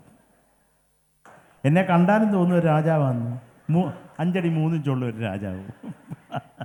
അല്ല, രവീന്ദ്രൻ മാഷിനെ നേരത്തെ പോയി പാടിയൊക്കെ കേൾപ്പിച്ചിട്ടുണ്ട്. അപ്പോൾ മാഷ് ആ ഒരു സമയത്ത് എന്നെ ഓർത്ത് വിളിച്ചതിൽ ആ മഹാനായ സംഗീത സംവിധായകനോട് ഞാൻ എന്നും കടപ്പെട്ടിരിക്കുന്നു. കാരണം ഒന്നാമത് രവീന്ദ്രൻ മാഷ് ചെയ്തു വെച്ചിരുന്ന പാട്ടുകളെന്ന് പറഞ്ഞാൽ അയ്യോ, ഒരു നിവൃത്തിയില്ലാത്ത ഒരു മനുഷ്യനാണ്. അല്ലാതെ ഒന്നും പറയാനില്ല എനിക്ക്. എത്രയോ പാട്ടുകൾ എൻ്റെ കൺമുമ്പിൽ വെച്ച് തന്നെ കമ്പോസ് ചെയ്തിട്ടുണ്ട്, എൻ്റെ മുമ്പിൽ. ഇത് ഞാൻ മുമ്പ് പറഞ്ഞ പോലെ ഗിരീഷ് അണ്ണാച്ചി ലിറിക്ക് എഴുതി തന്നപ്പോൾ കരഞ്ഞ പോലെ ഞാൻ അത് നൊട്ടേറ്റ് ചെയ്യാൻ പറ്റാണ്ട് കരഞ്ഞിട്ടുണ്ട് രവീന്ദ്രൻ മാസ്റ്റർ പാടുന്നത് കേട്ടിട്ട്. അത് അങ്ങനെ ഒരു, അപ്പോൾ അദ്ദേഹത്തിൻ്റെ കൂടെയും കുറച്ച് വർക്ക് ചെയ്യാനും അദ്ദേഹത്തിന് പ്രോഗ്രാം ചെയ്യാനും അറേഞ്ച് ചെയ്യാനൊക്കെ കഴിഞ്ഞിട്ടുണ്ടെന്ന് പറഞ്ഞാൽ അതെൻ്റെ ഒരു ഭാഗ്യമായിട്ട് ഞാൻ കരുതുന്നു റജി. ഞാനങ്ങനെ വേറെ ആർക്കും അങ്ങനെ വർക്ക് ചെയ്തിട്ടില്ല. പിന്നെ വർക്ക് ചെയ്തിട്ടുള്ളത് എൻ്റെ ഫ്രണ്ട്സിന് വേണ്ടിയാണ്, അത് അവരുടെ പേരിലാണ്. ഞാൻ ചെയ്തു എന്ന് പറഞ്ഞിട്ടല്ല. ഇപ്പോൾ SPB സാർ എനിക്ക് ഒറ്റ പാട്ടേ എൻ്റെ കോമ്പസിഷൻ എന്ന് പറഞ്ഞ് പാടിയിട്ടുള്ളൂ. ഒരു 13ഓളം പാട്ട് എൻ്റെ പാട്ടുകൾ തന്നെ വേറെ ആളുകളുടെ പേരിൽ പാടിയിട്ടുണ്ട്. പക്ഷേ SPB സാറിന് അറിയാതെ ഞാൻ ചെയ്തതാണ്. അപ്പം അത് ഇപ്പം പെട്ടെന്ന് ബാലുണ്ണനെ പറ്റി പറഞ്ഞപ്പോൾ ഒരു വിഷമം. പോട്ടെ. മലയാളത്തിൽ തന്നെ ഏറ്റവും ഒരു കനപ്പെട്ട ഒരു പാട്ടും എന്നാൽ ഏറ്റവും ജനപ്രിയമായ ഒരു പാട്ടും കൂടിയാണ് ഈ ദേവസഭാതലം. അപ്പം അതിൻ്റെ ഒരു ഭാഗമായിട്ട് ആ ഒരു കുറച്ച് വരികളാണെങ്കിലും പാടുമ്പം അതിൻ്റെ മൊത്തം ഒരു പിന്നെ ഇല്ല, അതിൻ്റെ ഒരു കോമഡിയും കൂടെ ഉണ്ട്. നമ്മുടെ പ്രിയപ്പെട്ട ദാസേട്ടൻ അദ്ദേഹം ഉണ്ട് അവിടെ. ഈ പ്രമോദനൊക്കെ പാടുമ്പോൾ ഞാനുണ്ട്. അപ്പം അത് പറയാൻ പറ്റുക. അദ്ദേഹത്തിൻ്റെ ശബ്ദം ഈ സ്പീക്കറിലൂടെ ഇങ്ങോട്ട് വരുമ്പോൾ ഒരു വല്ലാത്ത അനുഭൂതിയാണ്. നമ്മൾ ഇതുവരെ അനുഭവിച്ചതൊന്നും സുഖമല്ല, ഇതാണ് യഥാർത്ഥ സുഖം എന്ന് തോന്നിപ്പിക്കുന്ന വിധത്തിൽ ആ പ്രമോദനമൊക്കെ ലൈവ് കേൾക്കുമ്പോഴേ ബേജാറായിപ്പോയി. കേൾക്കുന്നതിൽ കുഴപ്പമുണ്ടോ? എന്താന്ന് പാടുവോ? അത് അദ്ദേഹം ഡാലസിലാണ്. ഇപ്പോൾ ഉറങ്ങായിരിക്കും. അല്ല, പഴയ രാജാവിൻ്റെ രാജാവിൻ്റെ ഓർമ്മ അത് ഞാൻ തന്നെ പാടിയല്ലോ, കുഴപ്പമില്ല. അപ്പോൾ ദാസേട്ടനുണ്ട് അവിടെ. അപ്പോൾ ദാസേട്ടൻ പറഞ്ഞ് മോനെ എടാ നീ പാട്, നീ പാടിക്കഴിഞ്ഞ് ഞാൻ. അപ്പം ഞാൻ പറഞ്ഞു അതിൻ്റെ ആവശ്യമേ ഇല്ല ദാസേട്ടൻ, അത് എൻ്റെ തൊട്ട് പുറയല്ലേ, സാക്ഷാൽ യേശുദാസിനെ ഇരുത്തിക്കൊണ്ട് ഞാൻ രാജാവായിട്ട് നിൽക്കണം. അതുപോലൊരു വൃത്തികെട്ട പരിപാടി ഞാൻ പറഞ്ഞില്ല ദാസേട്ടൻ പോയിട്ട് ഞാൻ പാടിക്കണം. അപ്പോൾ ദാസേട്ടന് നിർബന്ധം എന്നെ കൊണ്ട് അത് ഉടനെ പാടിക്കണം. എനിക്ക് ഞാൻ എന്തൊക്കെയോ പറഞ്ഞു നോക്കി, ഒന്നും നടക്കുന്നില്ല. അവസാനം എനിക്ക് പറയാനൊരു കാരണം കിട്ടി, ദാസേട്ടൻ മൂത്രം ഒഴിക്കണം എന്നാണ്. ഇവിടെ ഒഴിച്ച് കാണിക്കുന്ന ഒന്നും ദാസേട്ടൻ പറയത്തില്ലെന്നുള്ള ഒരു ഇല്ല, സത്യം. അതല്ലേ നമുക്ക് പോയി അടച്ചിട്ട് എന്തെങ്കിലും ചെയ്യാൻ പറ്റും. അപ്പം ഞാൻ ആ കെയർ ഓഫിൽ അങ്ങ് ഇറങ്ങി. പിന്നെ മൂത്രപ്പുരയിൽ നിന്ന് ഇറങ്ങിയിട്ടേ ഇല്ല ഞാൻ, അതിനകത്ത് തന്നെ അങ്ങ് നിന്ന്. അവിടെ ഒരു ഗ്ലാസ് ഉണ്ട്. അപ്പം ഞാനൊരു അരമണിക്കൂർ കഴിഞ്ഞപ്പോൾ ദാസേട്ടൻ പാടേണ്ടത് പാടി, അത് ഇറങ്ങി പോകുന്നതൊക്കെ ഉണ്ട്. അപ്പോൾ എല്ലാവരും ഇറങ്ങി. അപ്പോൾ രവീന്ദ്രൻ മാസ്റ്ററും നമ്മുടെ സ്വാമിനാഥൻ സാർ ആയിരുന്നു അവിടുത്തെ റെക്കോർഡിങ് എഞ്ചിനീയർ, അദ്ദേഹമൊക്കെ ഇറങ്ങി. അപ്പോഴത്തേക്കൊരു വല്ലാത്ത വിഷമമായി. ഇപ്പോൾ പാടിയാൻ വേണം. എനിക്കാണെങ്കിൽ ഈ മൂത്രം ഒഴിക്കാൻ മുട്ടിയ പോലെ പാടാൻ മുട്ടി നിൽക്കുക. എങ്കിൽ ഇപ്പം അങ്ങ് പാടണം. അപ്പോൾ ഞാൻ പറഞ്ഞു മാഷേ പാടാം. എടാ ഇപ്പം രാത്രിയായി മോനെ, ഇപ്പോൾ വേറെ മൂഡില്ല ഞാൻ പറഞ്ഞു എനിക്ക് ഒരു ചാൻസ്, ഞാൻ ഒരു തവണ പാടത്തുള്ളൂ. അപ്പോൾ സ്വാമിനാഥൻ സാർ പറഞ്ഞു അവൻ പാടട്ടുമേ, ഒരേ ടേക്ക് തന്നെ വാ. പിന്നെ അദ്ദേഹം സ്റ്റുഡിയോ തുറന്ന് അകത്ത് പോയി. അപ്പോൾ ആ സ്വരവും ആ പാടിൻ്റെ പോർഷനും ഞാൻ ഒരൊറ്റ ടേക്കേ പാടിയിട്ടുള്ളൂ. അപ്പോൾ വന്നപ്പോൾ എന്നെ രവീന്ദ്രൻ മാസ്റ്റർ കെട്ടിപ്പിടിച്ചൊരു ഉമ്മയും തന്ന്, സ്വാമിനാഥൻ സാർ 2 തവണ ഷേക്ക് ഹാൻഡ് ഒരു ഹഗ്ഗും തന്നു. അതൊരു വലിയ കാര്യമാണ്. അത് എത്രയോ പേരുടെ റെക്കോർഡ് ചെയ്തിട്ടുള്ള ആളാണ്. അപ്പോൾ അങ്ങനെ ദാസേട്ടനെ പേടിച്ച് മൂത്രപ്പുര കയറിയിട്ട് പിന്നെ ഒന്ന് പാടിയതാണത്. അപ്പോൾ അത് എനിക്ക് സത്യത്തിൽ മനസ്സിൽ ഇത് കാണുമ്പോഴും അതിൽ നെടുമുടി വേണുചേട്ടൻ എന്ന് പറഞ്ഞാൽ അത് മനസ്സിലെപ്പോഴും കാര്യം. സംഗീതം അത്രയും സ്നേഹിക്കുന്ന ഒരു വ്യക്തി, എനിക്ക് കുറേ മാനസികമായിട്ട് കുറേ അടുപ്പമുള്ള ഒരു വ്യക്തിയാണ്. ഈ അടുത്ത കാലത്ത് തന്നെ അദ്ദേഹം പോകുന്നതിന് മുമ്പ് ഞാനൊരു കൃതി ബാലമുരളി സാറിൻ്റെ കൃതിപായിട്ട് അദ്ദേഹം എനിക്ക് മൃദംഗം വായിച്ചു തന്നിട്ടുണ്ട്. അത് യൂട്യൂബിലുണ്ട്. അതൊരു ഓർമ്മയാണ് സത്യം പറഞ്ഞാൽ. അതൊരു സന്തോഷം. പാടില്ല. ഏത്? അയ്യോ അത് പാടണമല്ലേ, പ്രയാസമാണ് ചേച്ചി. രാജാവല്ലേ ഞാൻ, നിങ്ങളൊക്കെ പ്രജകളും.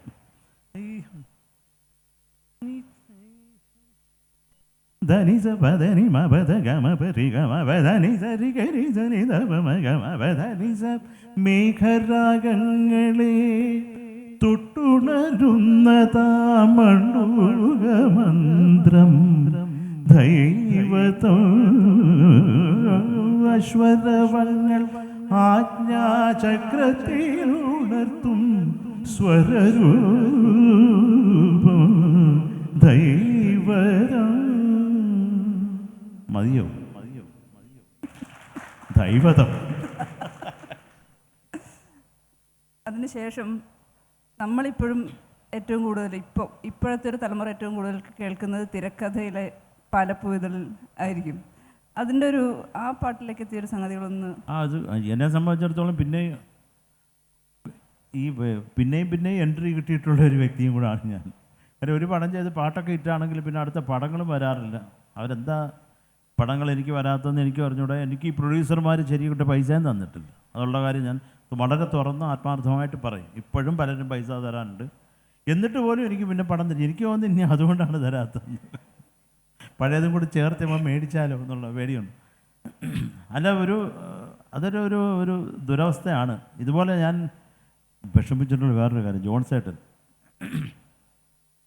എത്രയോ ഫിലിമുകൾക്ക് സംഗീത സംവിധാനം ചെയ്തിട്ട് എത്രയോ പടങ്ങൾ നമ്മൾ കണ്ടുള്ള പല പടങ്ങളും ഇദ്ദേഹത്തിൻ്റെ സംഗീതം ഒരു കാരണം കൊണ്ട് മാത്രം ഹിറ്റായ കുറേ പടങ്ങളുണ്ട്. എന്നിട്ടൊന്നും അദ്ദേഹത്തിൻ്റെ ഒരു അവസാന കാലത്ത് മലയാള സിനിമ അദ്ദേഹത്തെ തിരിഞ്ഞേ നോക്കിയിട്ടില്ല. അതൊരു സങ്കടമുള്ളത്. കാര്യം ജോൺസേട്ടൻ എൻ്റെ അടുത്ത് പറഞ്ഞ് വിഷമിച്ചിട്ടുണ്ട്. അത് അത്രയും വലിയൊരു മഹാനായിട്ടുള്ള സംഗീത സംവിധായകൻ അതങ്ങനെ ഒരിക്കലും വിഷമിക്കാൻ പാടില്ല എന്നുള്ളതാണ്. അത് നമ്മൾ ഓരോരുത്തരുടെ പേഴ്സണലായിട്ടുള്ള കാര്യം എടുക്കേണ്ട കാര്യമില്ല. അദ്ദേഹത്തിൻ്റെ പ്രൊഫഷണലായിട്ട് എങ്ങനെ ഉണ്ടെന്ന് നോക്കിയാൽ മതി എന്നാണ് എൻ്റെ ഒരു വിശ്വാസം. ഓരോരുത്തരെ പോയി പരിശോധിക്കാൻ തുടങ്ങിയാൽ പലരും നല്ല സ്വഭാവം അല്ലെങ്കിൽ നല്ല പ്ലീസിങ് ആയിട്ടുള്ളവരാരും അങ്ങനെ കൂടുതലായിട്ടില്ല സിനിമയിൽ. അപ്പോൾ അത് വേണ്ട. നമുക്ക് അവരുടെ മ്യൂസിക് ചെയ്യുന്ന ആൾ നന്നായിട്ട് മ്യൂസിക് ചെയ്യുന്നു, പാടുന്നവർ നന്നായിട്ട് പാടുന്നതെന്ന് മാത്രം നോക്കിയാൽ മതി എന്നാണ് എൻ്റെ ഒരു വിശ്വാസം. അപ്പോൾ അവരെ ഉദ്ധരിച്ചിട്ട് പ്രത്യേകിച്ച് കാര്യവുമില്ല. അപ്പോൾ അത് ജോൺസേട്ടൻ അങ്ങനെ ഒരു വിഷമം പറഞ്ഞ് എനിക്ക് വലിയ വിഷമമായി, ഉള്ള സത്യം പറയാറ്. കാര്യം ജോൺസേട്ടനൊക്കെ അങ്ങനെ ഒരു മനുഷ്യനാണ്, വളരെ പച്ചയായ. അതല്ല, എത്ര പാട്ടുകൾ, എത്ര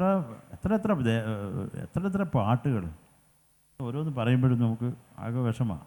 അത് ഞാൻ നിങ്ങളോട് ഷെയർ ചെയ്തതന്നേ ഉള്ളൂ കേട്ടോ.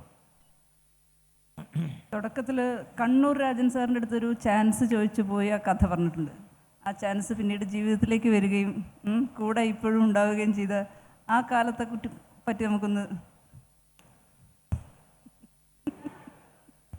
അല്ല, അത് സത്യമാണ്. ചാൻസ് ചോദിച്ചാണ് പോയത്. പാടാൻ ഒരു ചാൻസ് തരുമോ മാസ്റ്റർ? അദ്ദേഹം തന്നു എനിക്ക് പാടാനുള്ള ചാൻസ്.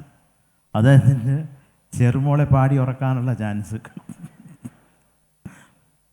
അവിടെ പോയിട്ട് സീതയായിട്ട് കണക്ഷനായി പാടി അവിടെ ജീവിതം പാട്ടിലായി.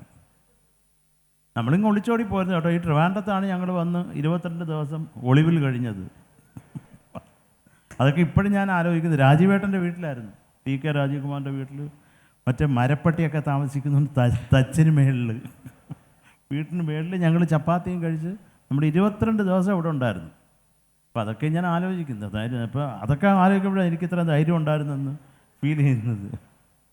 കാര്യം ഈ ധൈര്യം ഉണ്ടായാൽ പിന്നെ ഞാൻ ആലോചിച്ചത്, ധൈര്യം ഉണ്ടായാൽ നമ്മൾ ഒളിച്ച് താമസിക്കത്തില്ലല്ലോ, കുറച്ചും കൂടെ ധൈര്യമായിട്ടിരിക്കും. പക്ഷേ ആ സമയത്ത് അത്ര ഒരു ധൈര്യം ഇല്ലായിരുന്നു. എങ്കിലും അത്രയും സ്നേഹത്തോടെ എൻ്റെ കൂടെ വന്ന സത്യത്തിൽ സീത എന്ന് പറഞ്ഞൊരു എന്നെ സഹിക്കുന്ന വലിയ പാടാണ്. നിങ്ങൾ ഈ കാണുന്നോണമല്ല, ഞാൻ വീട്ടിൽ കുറേ തമാശ പറയും, അത് അവർക്ക് ആർക്കും ഇഷ്ടപ്പെടത്തില്ല, എൻ്റെ മോൾക്കും ഇഷ്ടപ്പെടത്തില്ല.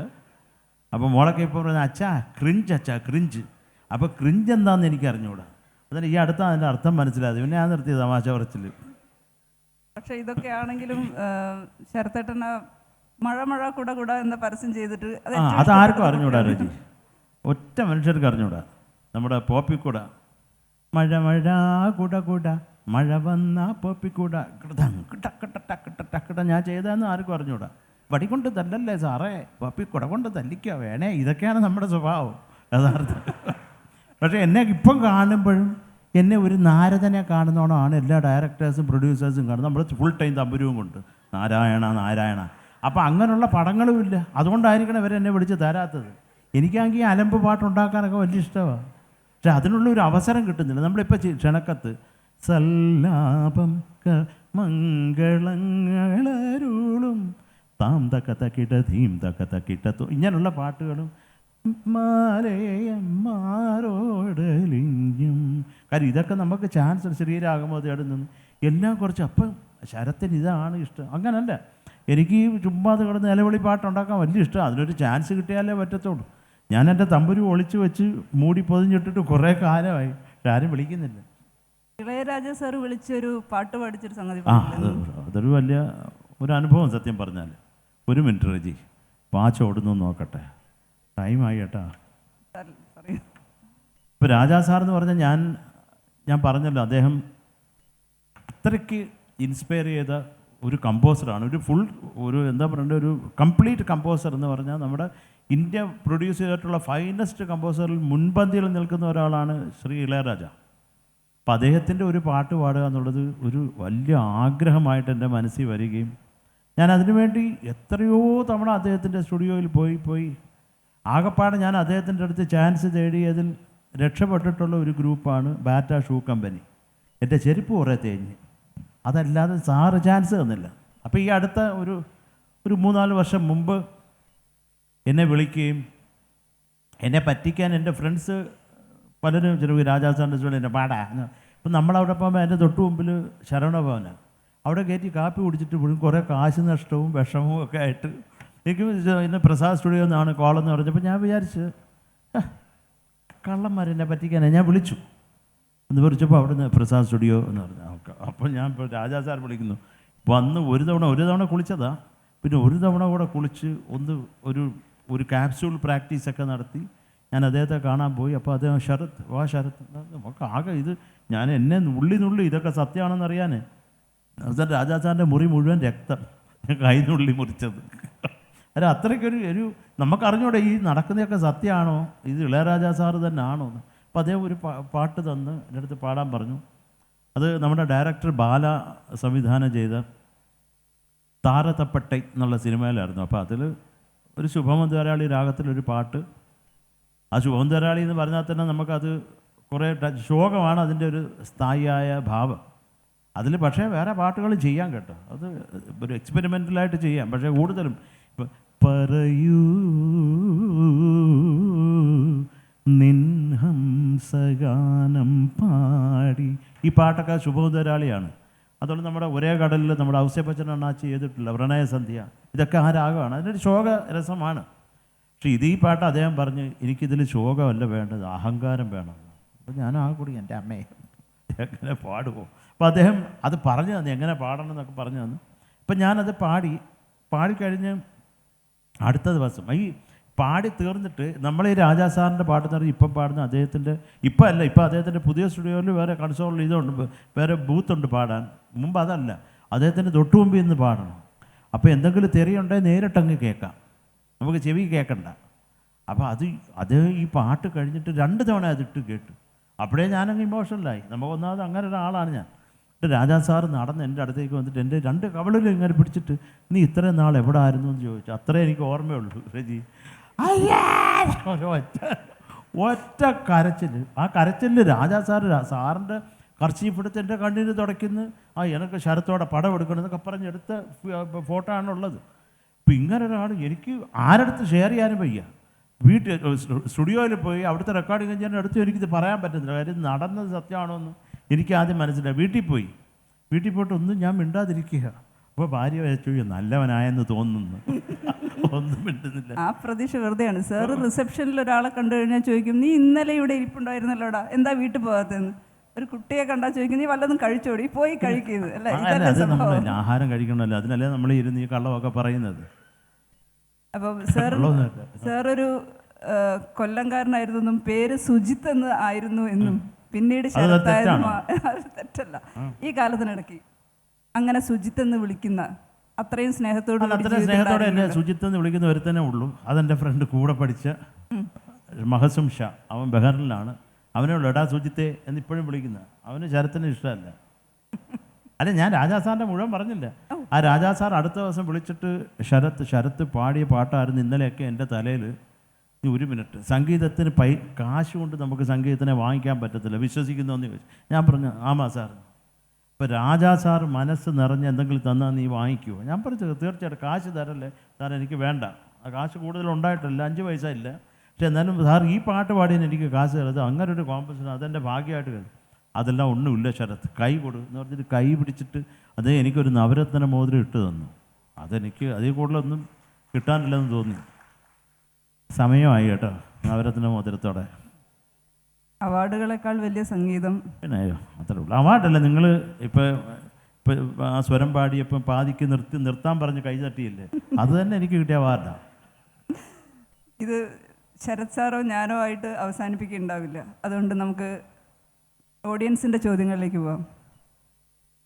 അല്ല, ചോദ്യം എന്തെങ്കിലും ഉണ്ടെങ്കിലും കേട്ടോ, അങ്ങനെ നിർബന്ധമായിട്ട് ചോദ്യം ചോദിക്കണമെന്നൊന്നുമില്ല. 1-2 പേർക്ക് ചോദിക്കാനുള്ള ഒരു അവസരമേ നമ്മുടെ സമയം അനുവദിക്കുന്നുള്ളൂ. വാർമതിയെ എന്നുള്ള പാട്ട് പാടാമോ? വാർമതിയെ, പാലക്കാട് ശ്രീറാം സാർ. അതെ, അല്ല, എന്നോട് കുറച്ചെങ്കിലും സ്നേഹമുണ്ടോ? ഉണ്ട്. എന്നിട്ടാണ് ഇത് ചോദിക്കുന്നത്. സാറ് പാടണം. എൻ്റെ ദൈവം, അത് ഒരിക്കലും പാടാൻ പറ്റത്തില്ല. അത് ഒന്നാമത് ഞാനും ശ്രീറാമും പാടി വെച്ചേക്കാം. വേറെ ഏതെങ്കിലും പാട്ട് പറ, കൊല്ലരുത്. അതാ എനിക്ക് ഒന്നാമത് എൻ്റെ തൊണ്ട ശരിയല്ല. ഈ റജിക്ക് വേണ്ടിയാണ് ഇവിടെ നിന്ന് ഇത്രയും പാടിയത്.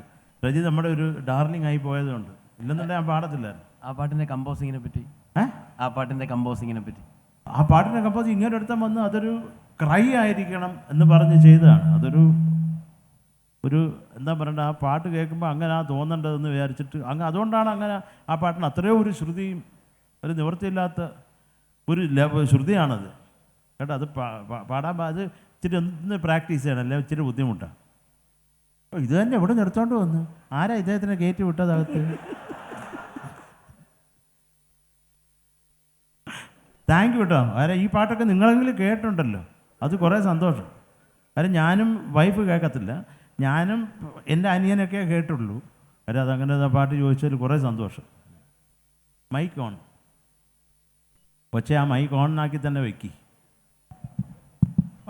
ശരത്തേട്ടൻ, ഈ മലയാളി മറന്നു കിടന്ന ഒരുപാട് ക്ലാസിക് പാട്ടുകൾ ഇപ്പോൾ യൂട്യൂബ് വഴി ചെയ്യുന്നുണ്ട്. അത് വലിയൊരു അനുഗ്രഹമാണ്.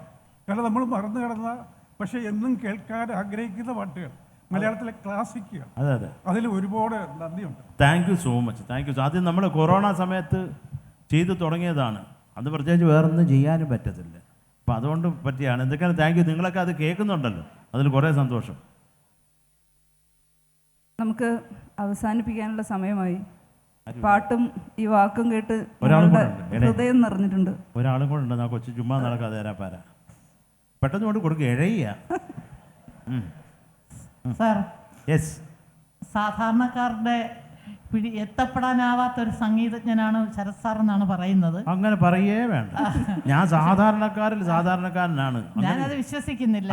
വിശ്വസിക്കണം, ഞാൻ കൈക്കൂലി തരാം, വിശ്വസിക്കണം. എൻ്റെ ആഗ്രഹം സാറിന് ഏറ്റവും ഇഷ്ടമുള്ള ഒരു 4 വരി പാടുക. അയ്യോ, അതേത് സാറിന് ഏറ്റവും ഇഷ്ടമുള്ളത്? അല്ല, എനിക്ക് കുറേ ഇഷ്ടമാണ് കേട്ടോ. എനിക്ക് ഒന്നാമത് പാട്ടുകളെല്ലാം കുറേ ഇഷ്ടമാണ്. അത് ഏത് 4 വരിക? അല്ല, ആരുടെ പാട്ട്? എൻ്റെ പാട്ട് തന്നെയോ? എൻ്റെ പാട്ട് തന്നെ. പിന്നെ താളമഴിഞ്ഞ 4 വരി പാടും. അത് വേണ്ട, വളരെ.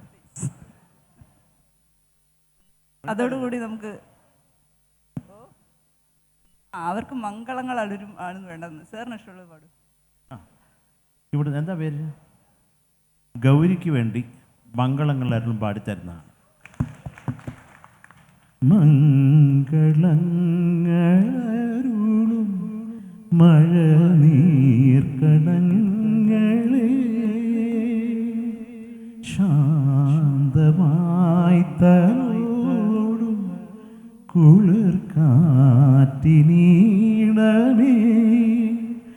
ദീപാങ്കുരങ്ങൾ തൻ സ്നേഹാർദ്രനുംബരം കാണാൻ മറന്നു പോയോ മംഗളങ്ങൾ അരുളും മഴ നീർക്കടങ്ങളെ.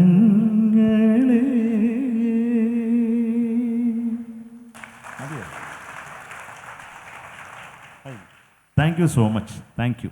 നിങ്ങളുടെ ഈ സ്നേഹം എപ്പോഴും വേണം കേട്ടോ. കാര്യം ഞാൻ അത്രയ്ക്ക് സ്നേഹമുള്ള ഒരു വ്യക്തിയാണ്. അത് വേറെ ആരും പറയുന്നില്ല, അതുകൊണ്ട് പറഞ്ഞതാണ്. I love you, love you. എല്ലാവർക്കും ഈ വർഷം നന്നാവട്ടെ. Thank you so much, thank U.